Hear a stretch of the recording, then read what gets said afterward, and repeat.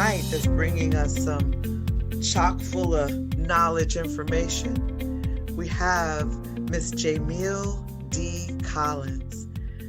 She is MSW, LCDC3, and a CADC, which is a licensed chemical dependency counselor with a master's of social work degree and a bachelor of psychology from the University of Cincinnati. Oh, yes, that's my alma mater. Jamil has worked as a clinical supervisor at a medically assisted treatment program, works with the homeless population since 2009, participates in feeding the homeless, and has worked with youth as an addiction counselor and community liaison. Jamil has organized and led a demonstration in the community after a shooting of a 5-year-old, and she facilitates a marriage support group for the last 10 years. Jamil is also a doula in her free time, assisting mothers that are often marginalized. Jamil has always desired to work with underserved population. Jamil finds it painfully and difficult to see the disparities in the care of people received based on social, race, social economic status, and mental health status. Jamil has been trained in thinking for a change and anger management. Jamil's compassion and dedication has earned her to be nominated as Clinician of the Year and a recipient of the 30 Under 30 Awards. So for today, this evening, I ask you to join me in celebrating and welcoming Miss Jamil Collins. Yay! Thank you. Hello, Miss Jamil. I am going to be monitoring the chat for you. So if anybody has any questions, thoughts, ideas, please, you feel free to unmute yourself or drop your comments in the chat box, or you can raise your hand and we'll call on you. Is that okay, Ms. Jamil? Yes. Okay, I turn this over to you. Thank you all so much for having me here today. I'm super excited. Ms. Youngblood, if you would tell me the questions that you had already come in. Yes, ma'am. What I would like to do, I would like to hear some of your information, and then let's get the questions flowing based on what you have for us today, because I'm sure some of the things that I may have you already about to present. Is that okay? Okay, yes, that's fine. Okay, awesome. Do you want me to give them the backstory of how you came to be here? That's fine, yes. Okay, all right, y'all. Let me tell you how God works. So, just very briefly, I met Miss Jamil on Jamil. Thank you. I apologize. On LinkedIn. We connected. She had some information. I shot her a message and we started having a conversation. And it just so happens that she has wonderful information to provide for us on this subject tonight. So that is how we came to be here today. So without further ado, I don't want to keep talking. Ms. Jamil. Thank you. So after I finished my bachelor's in psychology, while working at, it was the drop-in center at the time, I was then at the Cat House where I was trained, and I got my certification in chemical dependency counseling. And then I was able to get my license, and then I was able to work in it's medically assisted treatment program.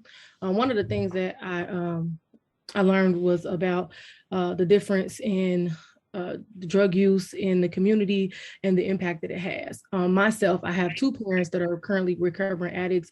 My mother having 27 years clean herself. So I take that upon myself to give back to the community. And that's why I do the counseling that I do as my give back for being able to have my parents have gone through the treatment programs that they've been through, and them being able to be successfully treated and beneficial to me because they're still alive and they are doing great, and they have been in their recovery ever since. Awesome. Well, tell us a little bit about marijuana use. We have this thing is legal now.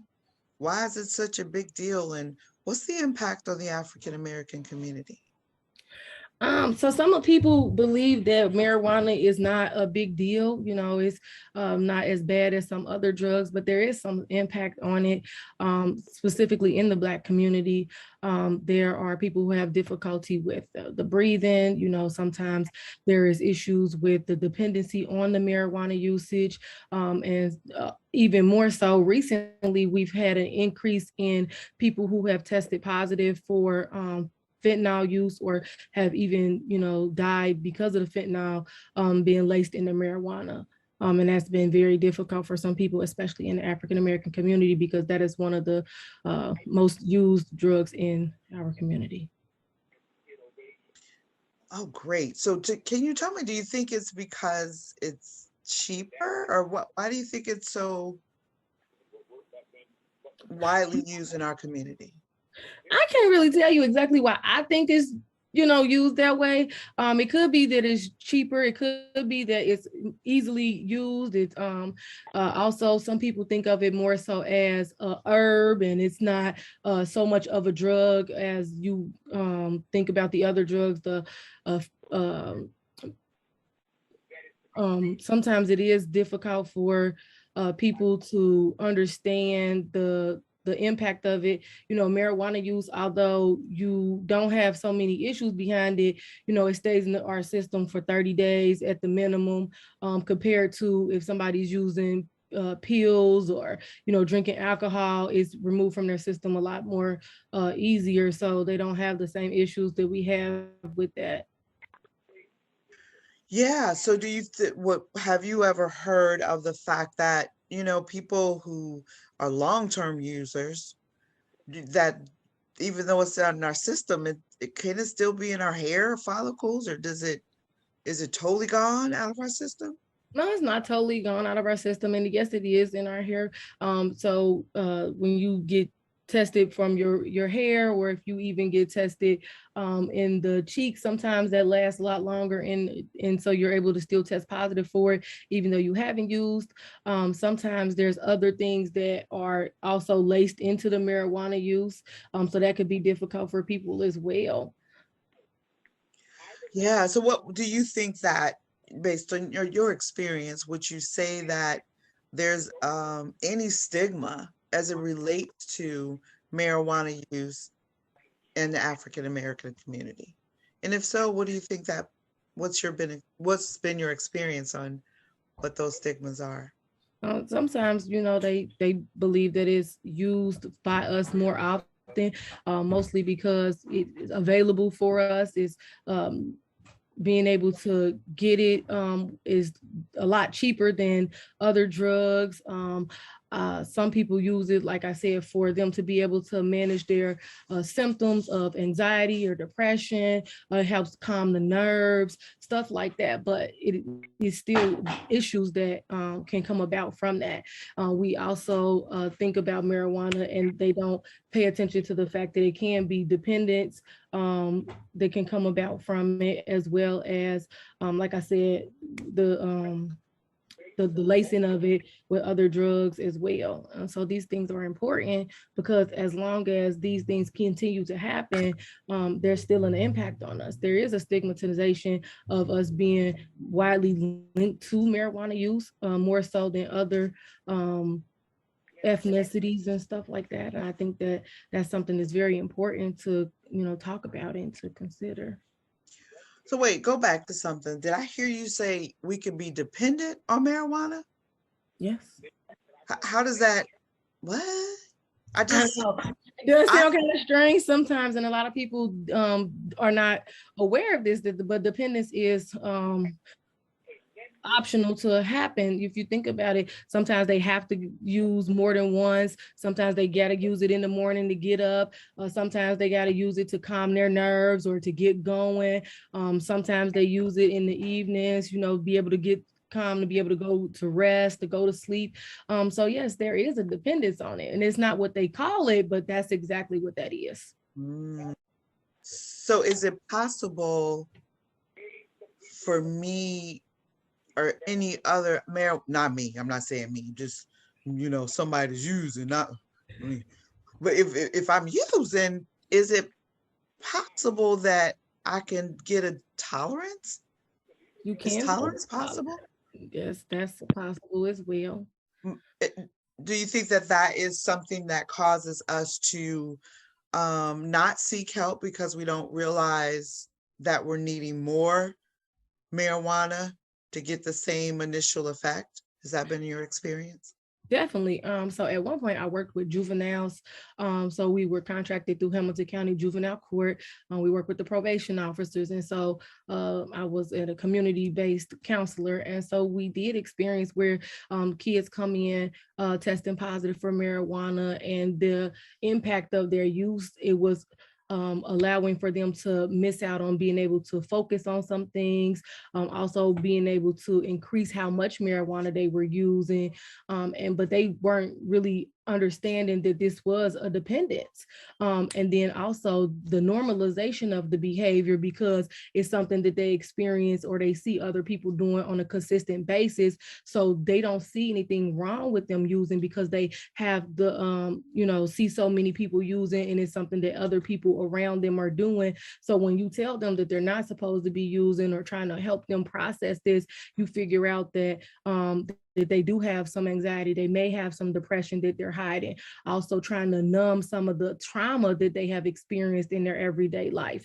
But then you also realize that by having family members or friends that are constantly using, they don't see anything wrong with their use. And as you speak to them and you understand that the use has continued and there's been an increase of their use, but again, this is something that they don't realize how impactful that is on their behavior, them having difficulty functioning in school or in just regular everyday life, because this is something that they see happening every day from so many other people that they're surrounded around in their environment or in their community.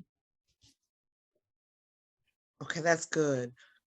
Any suggestions on how, what I heard you say, if I grew up in an environment where my cousins smoked, my dad smoked, my mom smoked, it was just part of the family of origin. That's what they did. How do we even begin having that conversation within our community about the challenges or the addictive properties of marijuana? How do we even start that conversation? It's really just starting to have that conversation, being open to the children, being transparent with them, and explaining to them the use of the marijuana, the impact that it can have, and ways for them to find other things to do to, fight what we're using the marijuana for. If you do have anxiety, or if you are having depression, seeking the help, also being able to connect them to resources such as mental health providers, seeing them a therapist. Also, maybe they need mentors and support, being able to have somebody to be able to communicate with effectively, and just being able to be open and honest about the feelings that they're having or the difficulties that they're experiencing, but supporting them along that way. One of the things I think that is most important is also, we can't show them one thing and tell them to do something completely different when everybody around them is doing the same thing. I don't want to do what you tell me to do if you're doing something totally different, because it's always say, do as I say, not as I do. But if I see you doing this, how I'm supposed to differentiate that what you're doing is different or wrong, but you still doing it and I see you every day? That's not fair to these children. But this is why that communication is important, or for you to put them in different environments or have them supported and put them around people who are not utilizing those drugs. That is good. Another question that I thought of as I listened is, what if I happen to be a family member who doesn't smoke, but I know one of my family members is, and I'm concerned about that? What do you suggest? How do we begin that conversation? Sometimes it's just easy to say, hey, I'm here for you. Ask them what it is about this that makes them want to use. Sometimes it is, I feel like stressed out, or so that's when I smoke more often. So then that seems like that would be stress that could be an issue for them. And then supporting them and helping them figure out ways to combat those stressful experiences that they're having, but being able to be there for them and just be supportive. And then again, like I said, connecting them to appropriate resources. So the resources, how do I even begin to find that?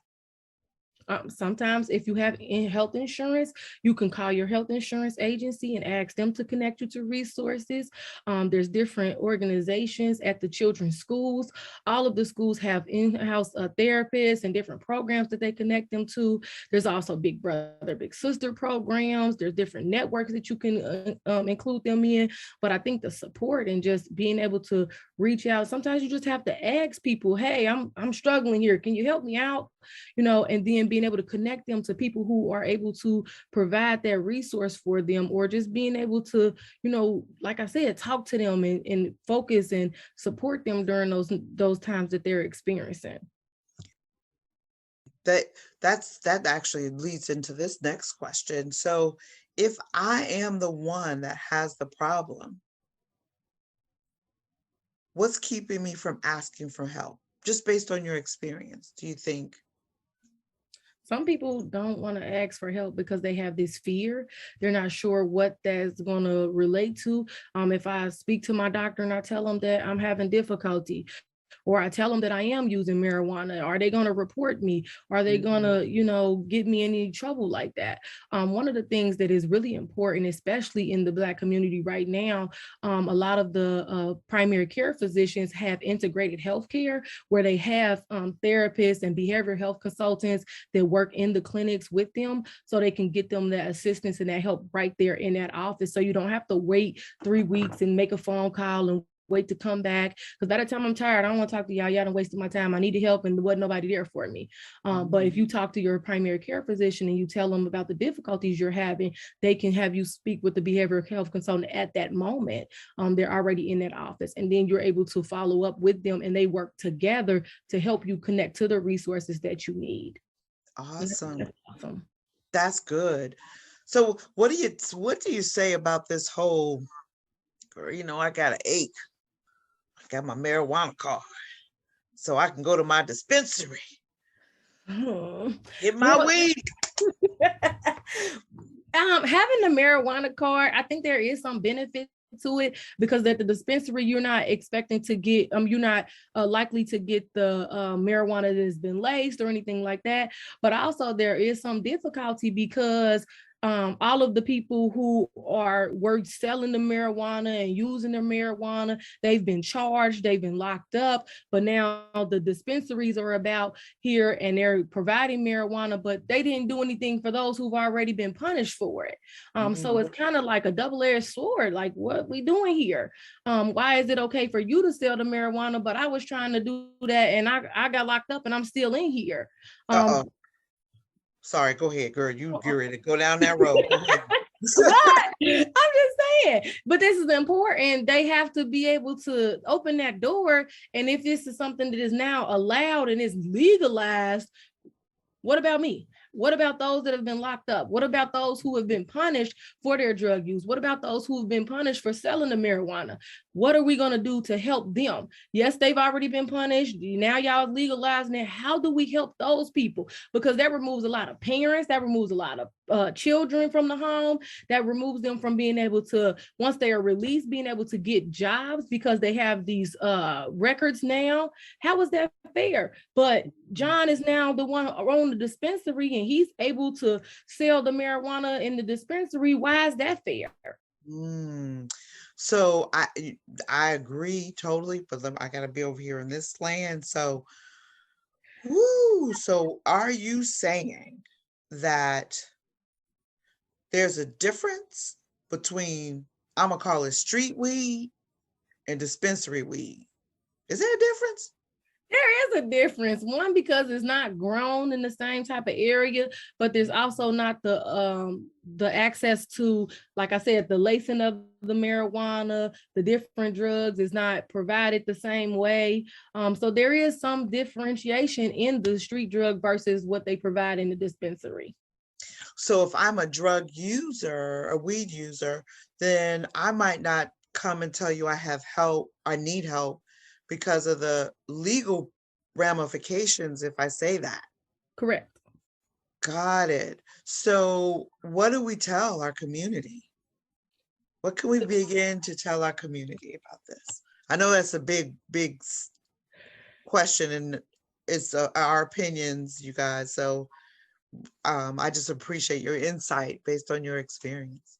But I think it is important for them to be able to ask for the help. And although the thought may be that you might get charged for this or they might report this in for you, most physicians are not. They're going to connect you to the resources that are necessary for you to get the help that you need, especially if you are a person that's currently using marijuana and then you find yourself dependent, or you find yourself, unable to function normally without being able to use the marijuana because there's something that you are now dependent on. People are like, oh, you can't get addicted to drugs. Ain't no such thing as addiction to marijuana. It's just weed, it grow from the earth. Completely understandable, and I do not discredit that. It is grown from the earth, but sometimes, depending on where you're getting it from on the street, they do, mix different things into it. You could have more access to all these different things, the lacing of the weed, like I explained about the fentanyl.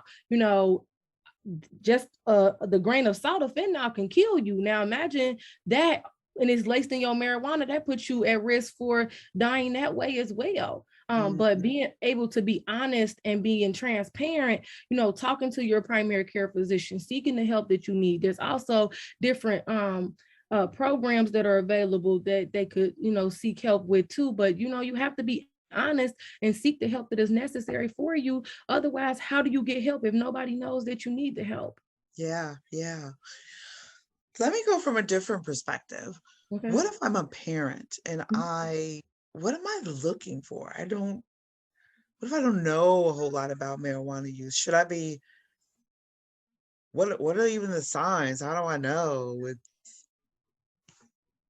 that somebody's high?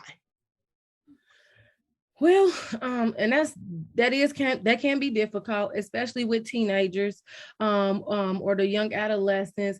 Sometimes it is difficult to pay attention to what it is that they're doing.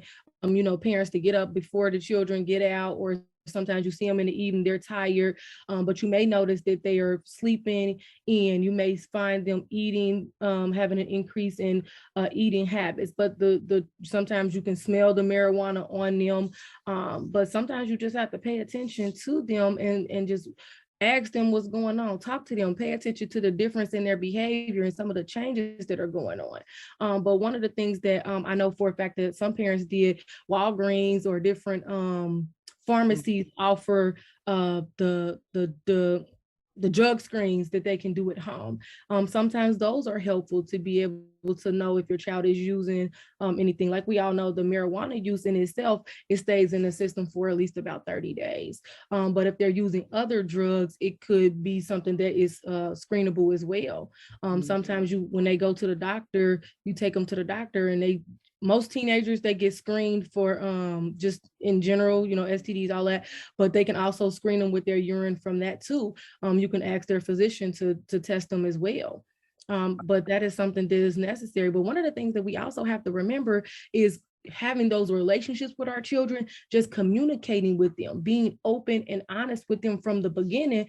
And a lot of times parents don't get to start talking about it until it's too late, because they were like, oh, well, they're too young, I don't have to talk about that. But these kids nowadays, they talk about a whole lot of stuff, and they share a lot of stuff with each other. So we have to beat those other kids from getting that information to those children so that we let them know, talk to them about peer pressure, talk to them about, why it's not necessary for them to use the marijuana, how to help them if they find themselves using it and what happens, or, just being honest and open with them and letting them know that, they can talk to you about whatever they're experiencing. Yeah. I have a comment on the chat I want to bring to you. The comment is, I've always heard that you can't become addicted or that it's highly unlikely. Is that a myth? It is unlikely for the most part for you to become addicted, and that's based on our stigmatized thoughts of what addiction is. But what you notice is there's an increase in the use, there's a dependence on it, and I use the word dependence because it's something that they're constantly having to do to calm their system, for them to be able to manage their emotions and feelings. Those are things, and I use it that way versus addiction, because when you use the word addiction, they think of it in the stigmatized manner of what addiction is. Does that make sense? Yeah. Can you talk a little bit about what is that stigmatized? You think about people who can't function without it. They always needing it. You think about people their body changes. They, ever seen that movie Young Jack City? Is it Young Jack City? Jack New City, Jack City. New Jack City. Yeah. Yeah. And so that's the idea of what they think about when they think about somebody that is addicted to drugs. But it's sometimes it's not that bad, just being able to function as well, but they are still, dependent on the drug use. That's good. Shoot, you had said something and I got caught that thought when you think about the stereotypical way of an addict is supposed to look. Um, an addict can look like anything, all the way from that person who is homeless and lost everything to a board member or a CEO. So it doesn't have a look per se. But do you think that because of that stigmatized view of what an addict is supposed to look like, that it's difficult for us in our community to look at someone who uses weed as being a problem? Yes. And I think that's why there's the differentiation of, somebody who is, stigmatized as an addict comparatively to someone who they see what I consider a high functioning dependent person.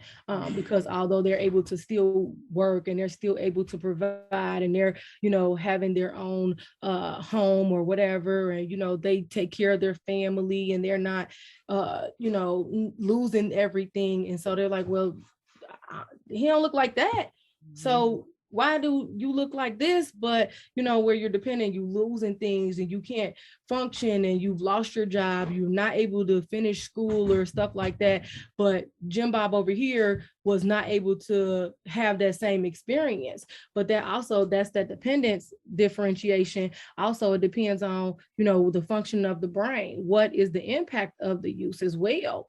Some people are already may have parents or family members who have that continued use, and so that's also plays a part into the dependence that they experience as well. You mentioned something can we go back to? I'm sorry. And that's the damage to the brain. Can you speak a little bit about that?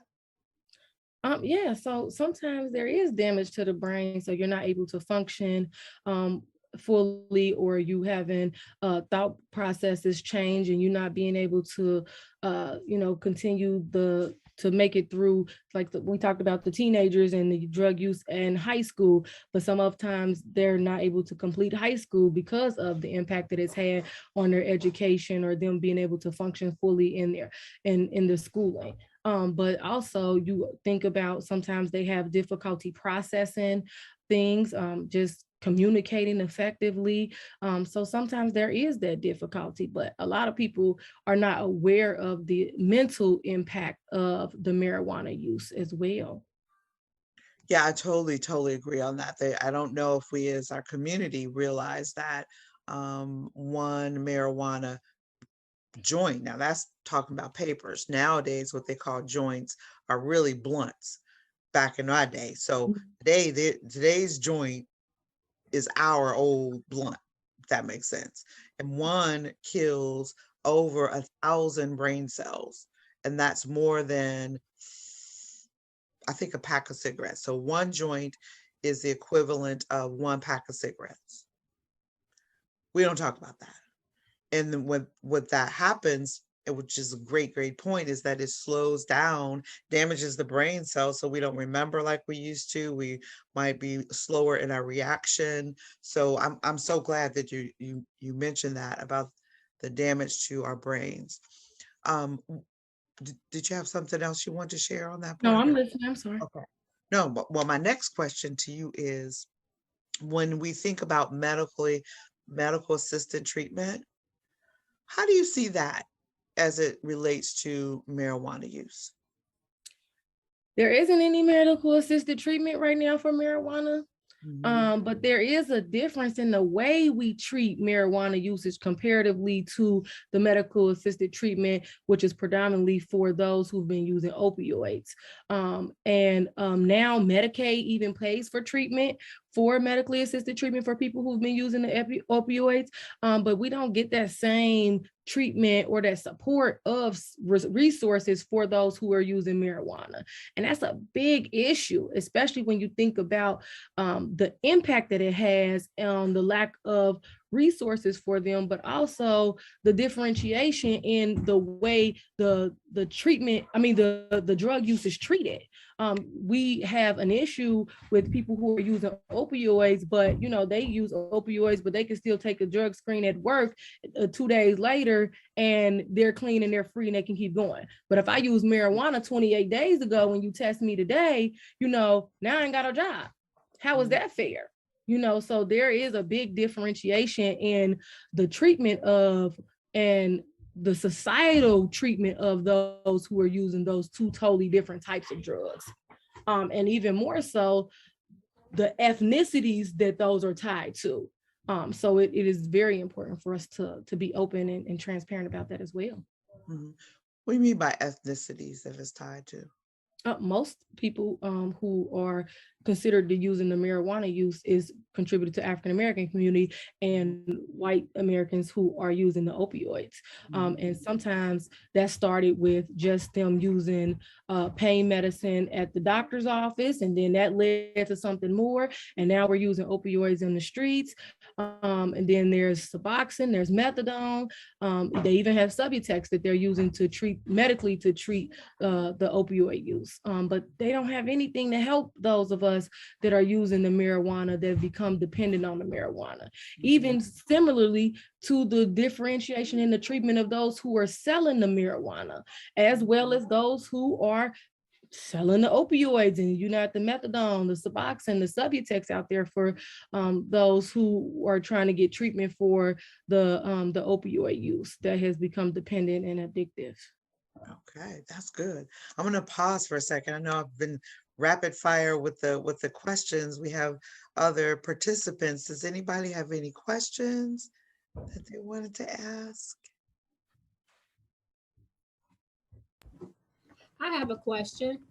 As a family child care provider, that was one of the biggest problems that I've had is parents coming in smelling like weed. That they're high because of their mannerisms and whatnot. And so I put it in my handbook that if they come in high or drunk or anything, that 241 kids was going to get involved. Well, now, what do I tell them now that it's legal? My biggest problem is not trying to control my parents, but for the safety of my children. Them being high like that and getting in an automobile and then crash while those babies are in the car was the reasoning for putting it in my handbook and letting them know that you will not be permitted to take these children out high. But now again, that they have legalized marijuana. I don't have any irresponsible parents like that right now, but you never know what you're going to get. And so that is a concern of mine. So do you have any suggestions for me where that's concerned? The suggestion that I have for you in that regard is to just be open to the parents and explain to them the impact of their use and how it can affect them while they're driving. Because although marijuana is legalized, it still can slow down your thought process and your reaction while driving in the vehicle. Now, I know one of the biggest issues that I've come across while I worked at the hospital is the differentiation, like we talked about, the opioid use versus the marijuana use. The opioid use, if they have 911 called and they have to use the dang, I cannot get this out today. I'm sorry. But for them to be resuscitated or for them to have the medication, they're able to go free with those children that are in the car. But like you said, marijuana use, they're calling 241 kids on them. If the parents come in pregnant and they test positive for marijuana, then they got a 241 kids case. And the differentiation and the treatment between those two drugs has been difficult. But being honest and open with them and letting them know the resources that are available to help them. You knew you had to come into this doctor's visit. If you choose to partake in marijuana use, just make sure you do that once you get home. And that way you are able to come and be a part of this child's doctor visit, but also that you're able to safely get those children home without the impact of the use of marijuana. Also providing them with resources, communication, letting them know about the impacts. And although there's still this legalization of it, it still doesn't change that it slows down the thought processes. It could put you at risk for having a car accident and these different things. And then maybe they'll actually take what you're saying and then make better decisions moving forward. Yeah, that's good. That's good. Thank you. You're welcome. Thank you. Would you say that, well, first a comment, then a question. Okay. When we look at the perspective of legal versus illegal, people who purchase marijuana from our street pharmacists are obtaining a legal substance through an illegal means. That's the loophole. So if you have legally obtained the marijuana, then you're less likely to experience legal consequences. I think within our community, we have a lot more people obtaining the legal substance through illegal means. And that's where we get caught in the unwillingness to admit to change or to having a problem, or just wanting to stop, or just questioning use. Do you think that that might be contributing to why people don't say anything, even though it is legal? We're getting it through legal ways. Do you think that hinders us? I do think that hinders us. And I also think there's a big difference in the marijuana that's obtained legally compared to the marijuana that is obtained illegally.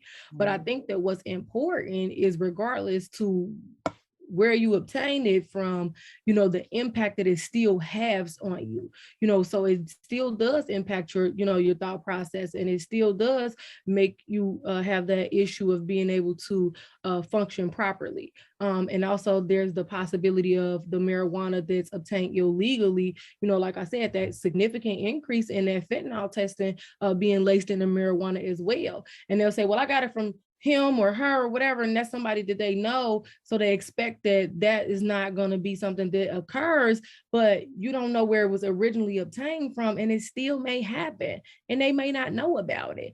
So yes, I do think that there's a discrepancy between the two. That's good. Thank you so very much.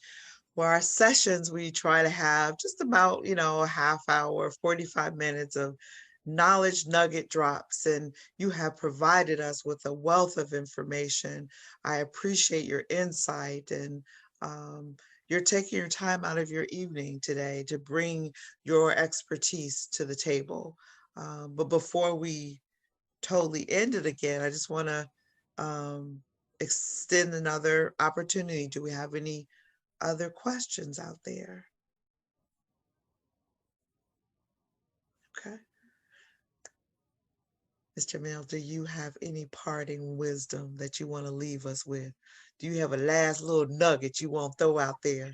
I do. I want to also make sure that I tell everybody that regardless to what you're using or how you start using, but to be honest about what you're doing, but also that if you find yourself trying to use the marijuana or anything else for your ability to cope with the stress or the anxiety or the depression or anything like that, take your time out to seek help and, reach out to a mental health provider, get you some counseling. I do think that it's very important to recognize that there's been an increase in the Black community that have been taking part into taking therapy and counseling.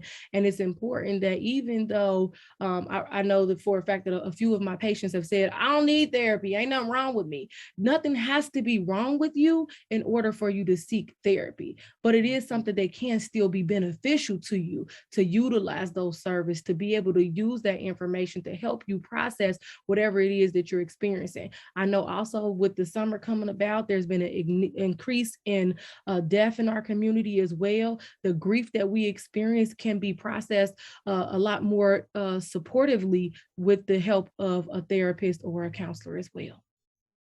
Awesome. Well, thank you so very much. Yay. I appreciate you. I appreciate everyone that's on this call this evening, attending this town hall meeting. And we look forward to seeing you next month. I forgot our subject. I have somebody in the background. Do you remember what our next subject is? Y'all might have to stay tuned. Look for the e-blast. Look for the emails. And I hope that you'll join us next time at our monthly town hall discussion. Have a good night, everyone. You too. Thank you. Good night. Good night. Good night. This was very insightful. Thank you. Thank you. Thank you. Have a most amazing evening, you guys. Thank you, Ms. Sonia. Bye. Bye. Good night. Thank you. Thank you, Ms. Dominique, for joining us. Thank you.